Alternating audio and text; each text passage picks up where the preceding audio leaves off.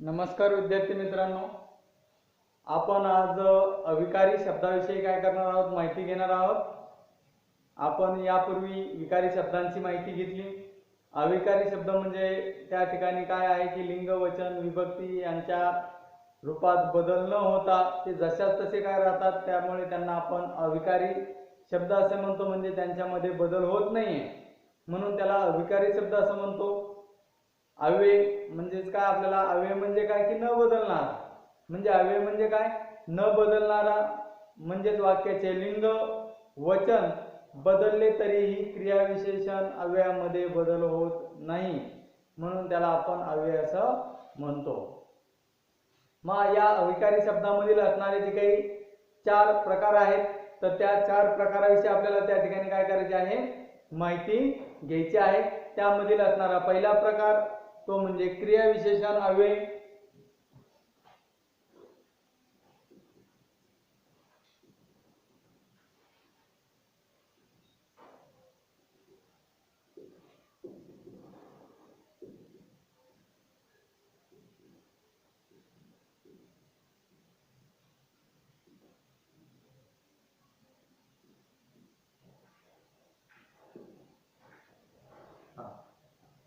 त्यामधील असणारा पहिला प्रकार म्हणजे क्रियाविशेषण अव्यय। दुसरा जो आहे तर तो म्हणजे शब्दयोगी अव्यय। तिसरा म्हणजे उभयान्वयी अव्यय आणि चौथा म्हणजे त्या ठिकाणी केवल प्रयोगी, त्यालाच उद्गारार्थी किंवा उद्गारवाचक अव्यय असं त्या ठिकाणी काय केलं जातं, म्हटलं जातं। म्हणजे त्या ठिकाणी आपल्याला त्यापैकी असणारा पहिला प्रकार क्रियाविशेषण अव्यय, म्हणजे आपल्याला या क्रियाविशेषण अव्ययाविषयी काय करायचे आहे, आज आपल्याला माहिती घ्यायची आहे।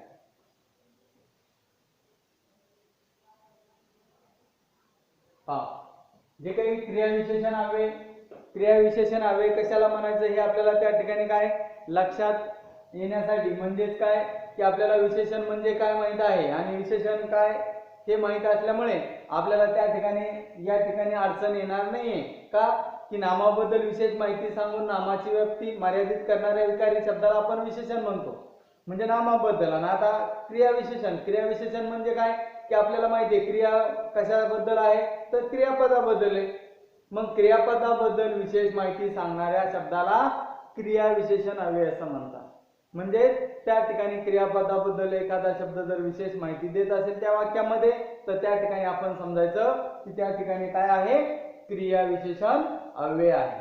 म्हणजे क्रियाविशेषण अव्यय हे जे काय करतं, क्रियापदाबद्दल आपल्याला त्या ठिकाणी काय करतं, विशेष माहिती देण्याचं कार्य हे क्रियाविशेषण आपल्याला त्या ठिकाणी काय करत असतं, तर क्रियापदाबद्दल विशेष माहिती सांगत असतं। म्हणून त्या ठिकाणी क्रियापदाची असणारी जी काही व्याख्या आहे, व्याख्या लिहून घ्या।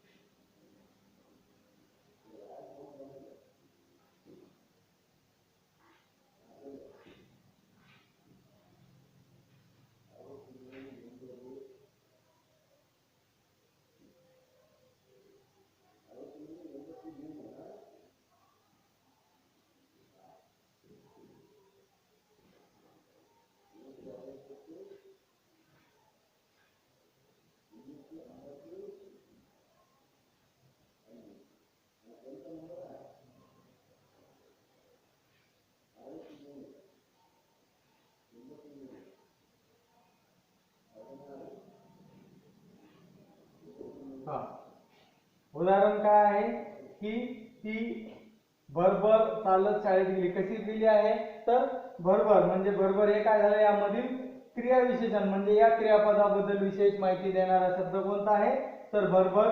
या पाऊस रिमझिम पडत आहे या वाक्यामध्ये कोणता आहे? रिमझिम म्हणजे पाऊस कसा पडत आहे.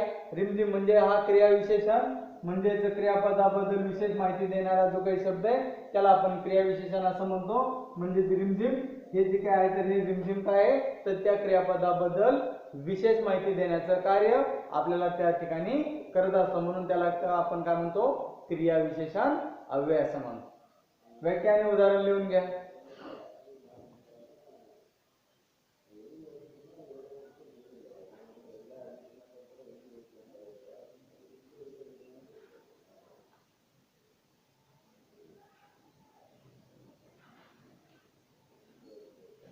झालं? हा पुढं क्रियाविशेषण अव्ययाचे काय तर दोन मुख्य प्रकार पडतात. म्हणजे एक म्हणजे काय अर्थावरून पडणारे प्रकार आणि दुसरा म्हणजे काय तर स्वरूपावरून पडणारे प्रकार. म्हणजे या दोन्ही प्रकाराची आपल्याला काय करायचे आहे माहिती घ्यायची आहे. त्यापूर्वी आपण काय करूया अर्थावरून पडणाऱ्या प्रकार आपण काय करूया बोर्डावर मी लिहितो आपण ते काय करायचे पाहिजे. म्हणजे आपण अगोदर सर्व प्रकार लिहून घ्यायचे आणि त्यानंतर आपण एका एका प्रकाराचं काय करणार आहोत विश्लेषण करणार आहोत. त्याची असणारी सखोल माहिती आपण म्हणजे त्याचे व्याख्या आणि उदाहरण हे आपण काय करणार आहोत. हे प्रकार आपण अगोदर लिहायचे आणि त्याच्यानंतर त्याची असणारी माहिती आपण अभ्यासणार आहोत.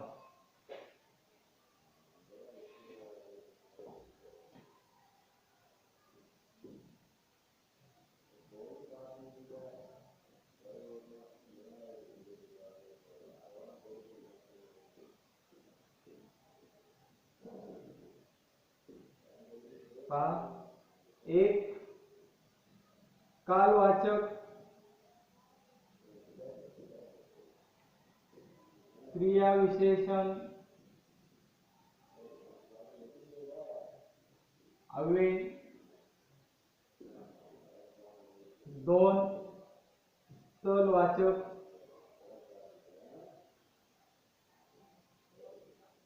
क्रियाविशेषण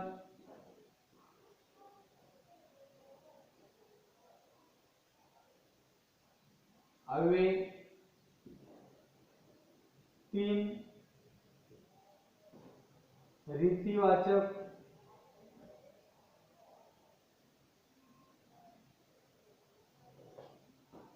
क्रियाविशेषण अव्यय.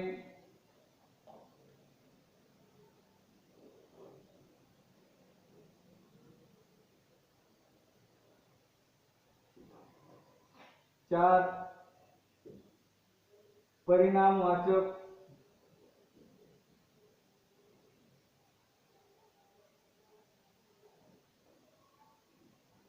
क्रियाविशेषण अव्यय.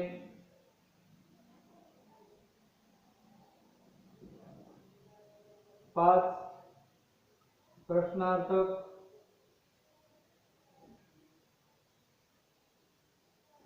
क्रियाविशेषण अव्यय.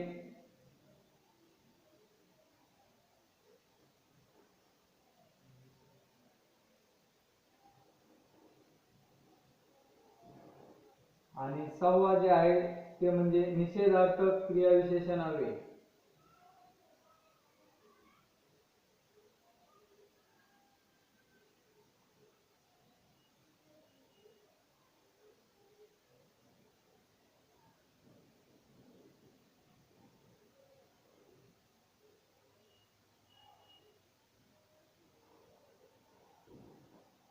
निषेधार्थक क्रियाविशेषण अव्यय म्हणजे ज्या अर्थावरून पडणारे हे काय आहेत सहा प्रकार आहेत. हे सहा प्रकार काय करायचे आपण लिहून घ्यायचे. दुसऱ्या प्रकारा म्हणजे स्वरूपावरून पडणारे प्रकार हे आपण अगोदर काय करणार आहेत लिहून घेणार आहेत. नंतर आपण त्याची माहिती किंवा त्याच्याविषयी असणारे सखोल ज्ञान हे आपण नंतर पाहणार आहोत. लिहून घ्या.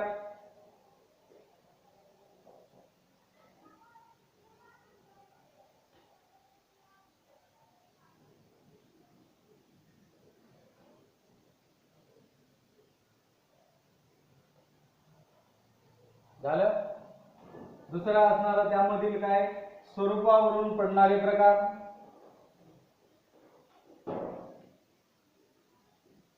एक सिद्ध क्रियाविशेषण स्वरूपावरून लिहा अगोदर, त्याच्या अगोदर काय करा, क्रियाविशेषणामधील दुसरा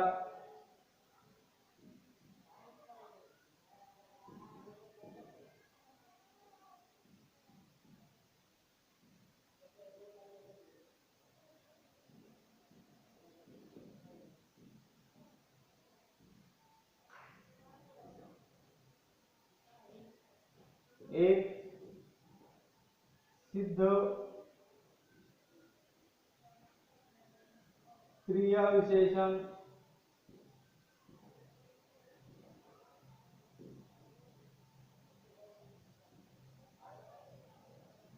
अव्यय, दोन साधित क्रियाविशेषण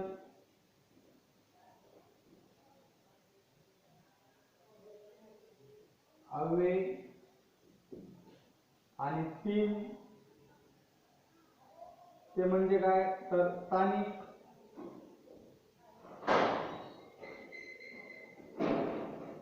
क्रियाविशेषण अव्यय. म्हणजे स्वरूपावरून पडणारे हे काय आहेत, तीन प्रकार आहेत. सर्वांनी हे तीन प्रकार काय करायचे लिहून घ्यायचे अगोदर.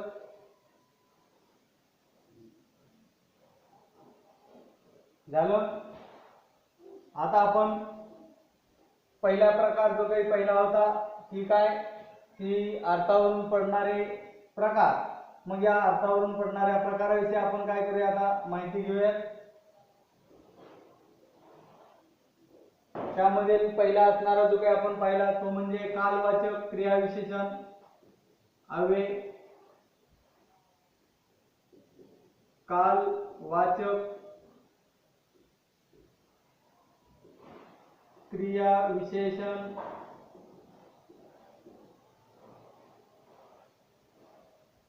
अव्यय.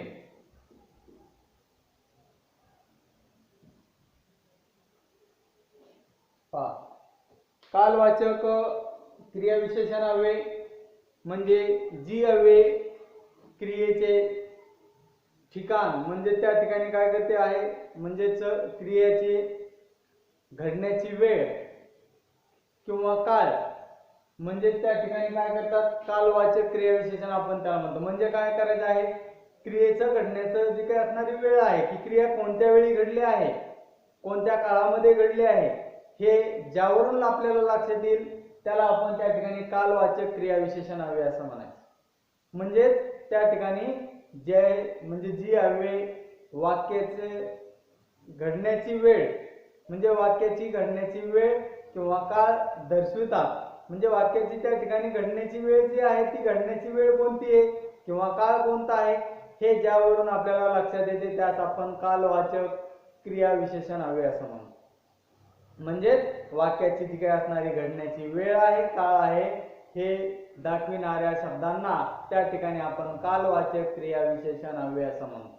म्हणजे त्या ठिकाणी कालवाचक क्रियाविशेषण अव्यय जे काही आहे तर हे त्या ठिकाणी काय करतात आपल्याला त्या वाक्यामध्ये जी काही असणारी घडण्याची त्या क्रियेची असणारी जी काही वेळ आहे काळ आहे हे ज्यावरून समजते त्याला आपण त्या ठिकाणी कालवाचक क्रियाविशेषण अव्यय असं म्हणतो.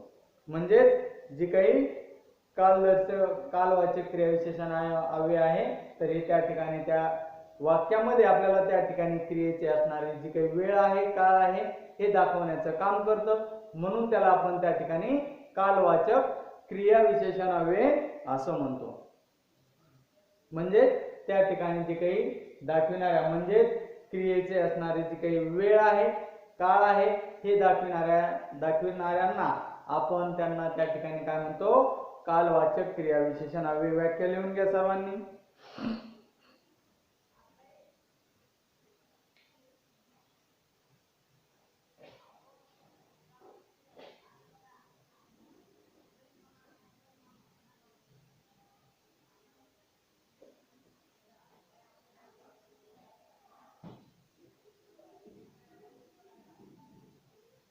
जी हवे क्रिया घडण्याची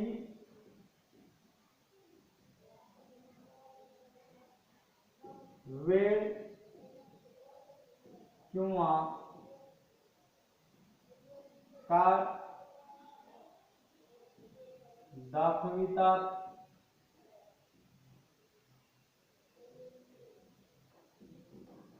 त्यांना कालवाचक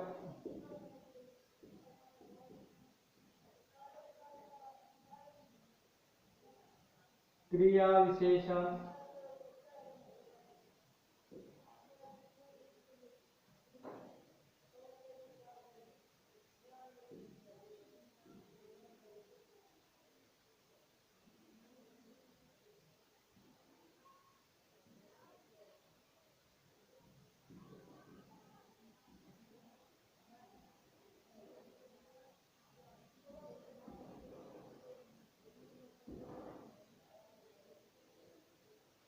त्याला आपण कालवाचक क्रियाविशेषण हवे असं म्हणतो.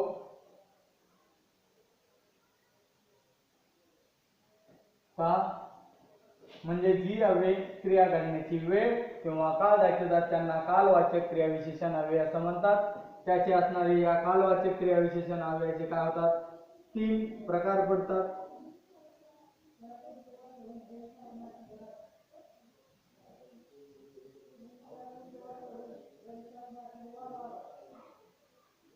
एक म्हणजे काय कालदर्शक,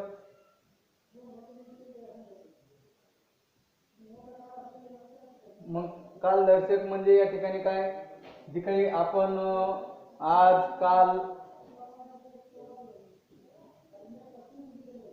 आज काल उद्या परवा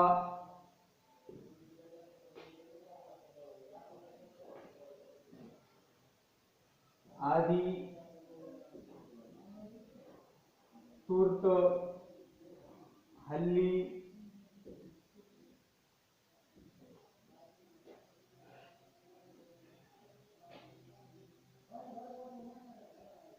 लगेच केव्हा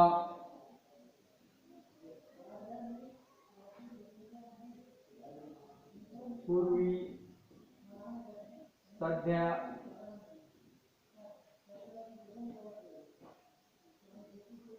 जेव्हा रात्री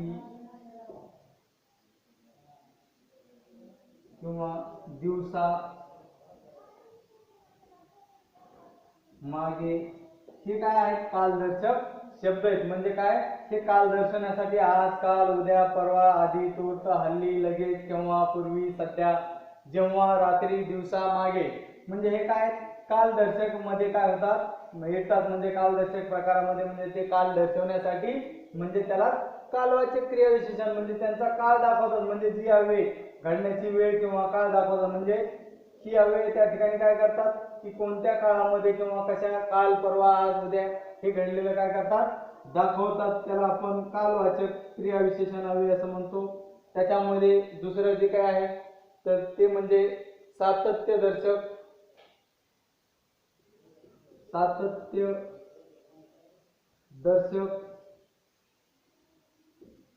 पहा सातत्यदर्शक ही त्याच पद्धतीचं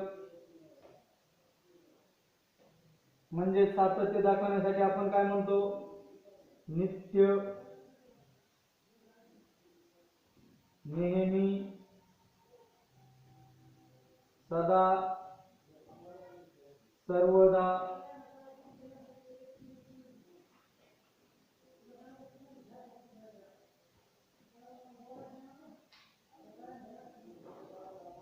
सतत दिवसभर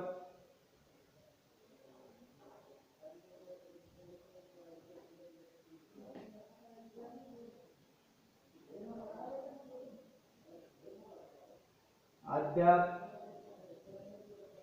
आजकाल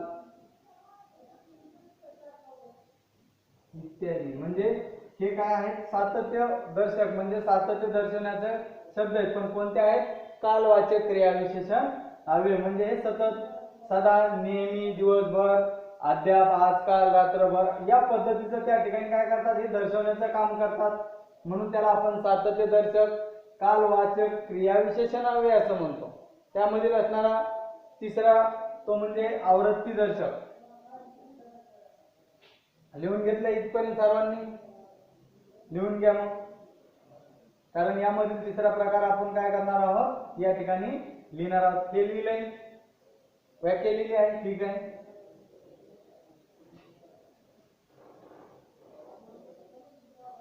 हा पहा तिसरा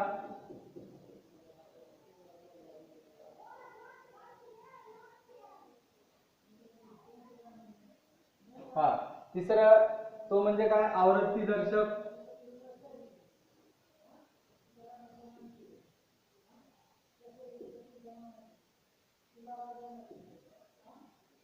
आवृत्तीदर्शक म्हणजे त्या ठिकाणी काय, त्याची पुनरावृत्ती. म्हणजे त्या ठिकाणी दररोज, वारंवार,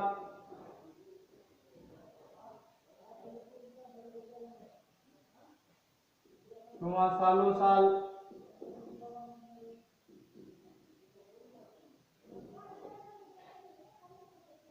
किंवा पुन्हा पुन्हा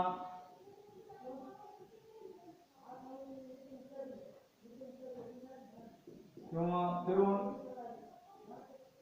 या शब्दांना आपण काय म्हणतो, आवृत्तीदर्शक कालवाचक क्रियाविशेषण. म्हणजे हे कालवाचकच आहे, पण कोणत्या याच्यामध्ये येतात, आवृत्तीदर्शक कालवाचक क्रियाविशेषण अव्ययमध्ये. लक्षात आलं? लिहून घ्या.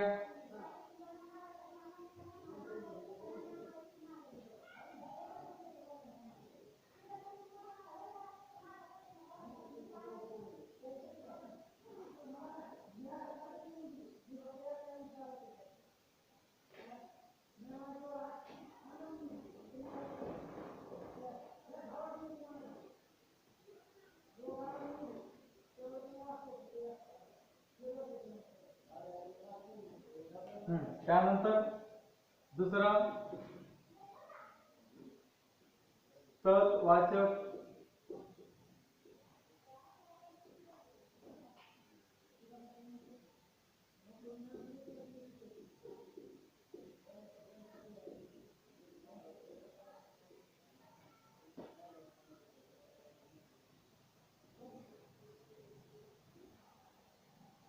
स्थळवाचक क्रियाविशेषण अव्यय.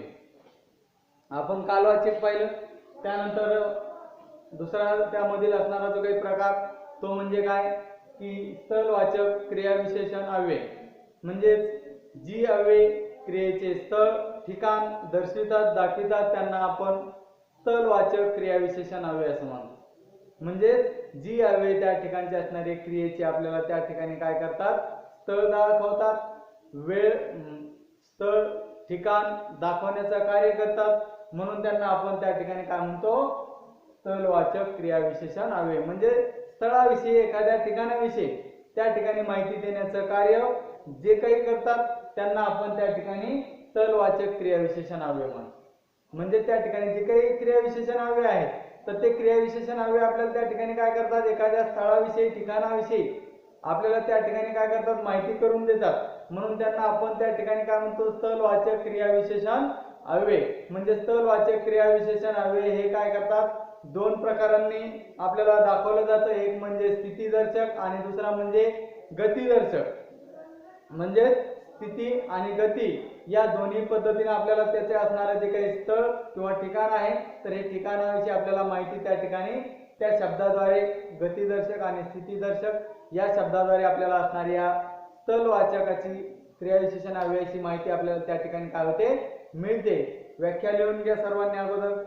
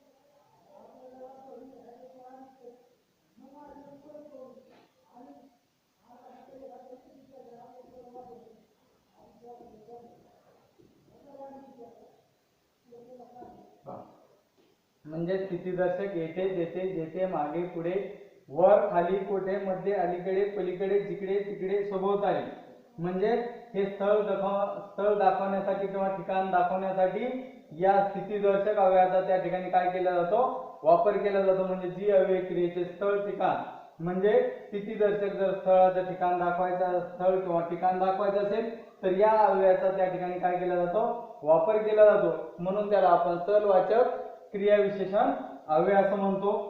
दुसरा असणारा यामधील म्हणजे गतिदर्शक.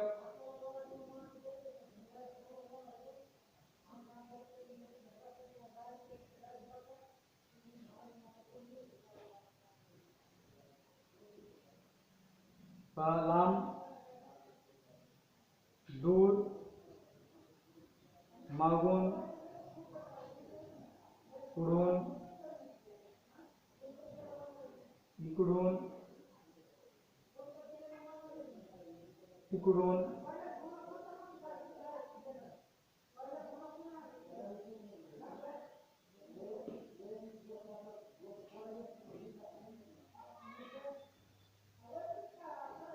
खालून वरून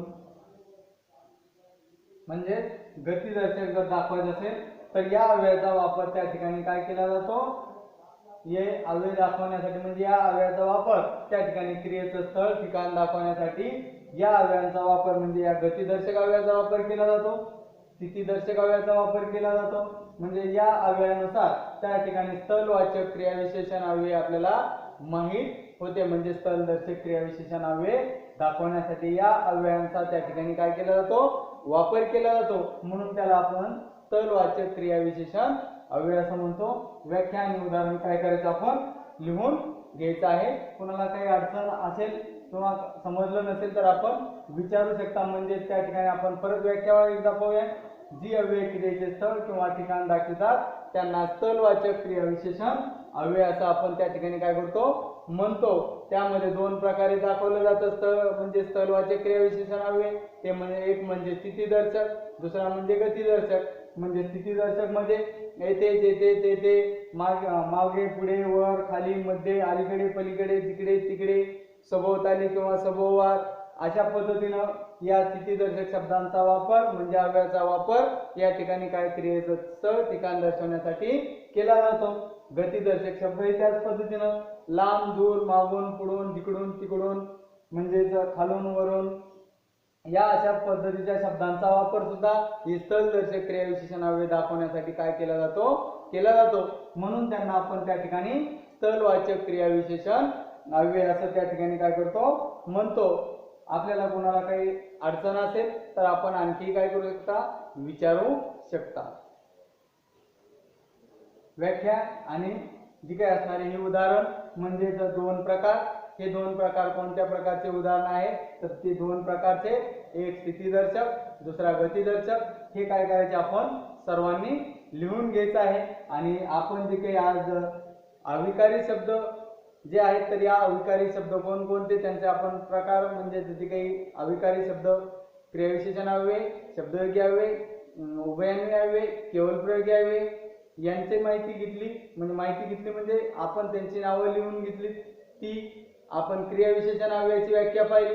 क्रियाविशेषण अवयवाची व्याख्या पाहून त्यामध्ये आपण क्रियाविशेषण मध्ये असणारे जे काही अर्थावरून पडणारे प्रकार, स्वरूपावरून पडणारे प्रकार, त्यामध्ये आपण अर्थावरून पडणाऱ्या प्रकारामध्ये पहिला प्रकार कालवाचक क्रियाविशेषण अवयव आणि दुसरा हा स्थळवाचक क्रियाविशेषण अवयव. याविषयी आपण माहिती घेतली आहे. उर्वरित माहिती आपण पुढील तासिकेला घेणार आहोत.